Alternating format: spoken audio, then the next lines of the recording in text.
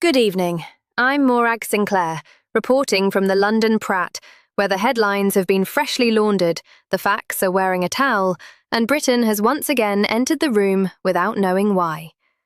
Tonight, Christopher Nolan has reportedly solved the problems with the Odyssey by ignoring people who have not seen the film. Critics are furious.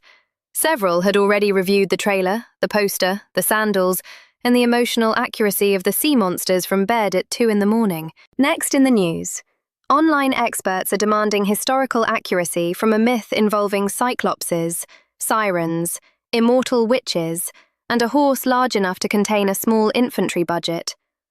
One viewer complained the armour looked wrong, which is impressive scholarship from a man watching a 90-second clip on a cracked phone in his mother's spare room. Also tonight, England has reached the World Cup semi-final, forcing millions of supporters to postpone their carefully scheduled national breakdown. Thomas Tuchel's side beat Norway and now faces Argentina, meaning Britain must prepare for football, trauma, and the BBC mentioning 1986 every 11 seconds. Moving on, pubs are reporting dangerous outbreaks of optimism.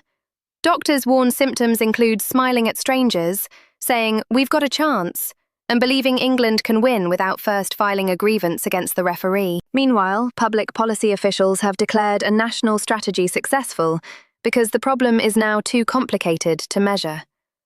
Whitehall says this is progress. The country has not solved the problem, but it has surrounded it with enough paperwork that nobody can identify it without a lanyard. Next in government, ministers have launched a 400-page strategy to decide whether a strategy was strategically necessary. Page 220 reportedly contains an executive summary of the executive summary, which refers readers to an appendix that has not yet been born. Also tonight, Whitehall has formed 12 committees to investigate why nothing happened after the first 11 committees. The 12th committee has already created 3 subcommittees, one of which exists entirely to schedule meetings for the other 2. Moving on, experts have recommended immediate action after a 7-year consultation period. Naturally, the recommendation for immediate action will now go out for consultation, because Britain believes urgency should be allowed to mature slowly, like cheese, pensions, and potholes. And finally, ministers have unveiled a bold plan to simplify government by creating 3 additional departments. There will be a department for departmental simplification, an office for reducing offices, and a small advisory unit warning both of them they may be duplicating each other's work. Those are tonight's headlines.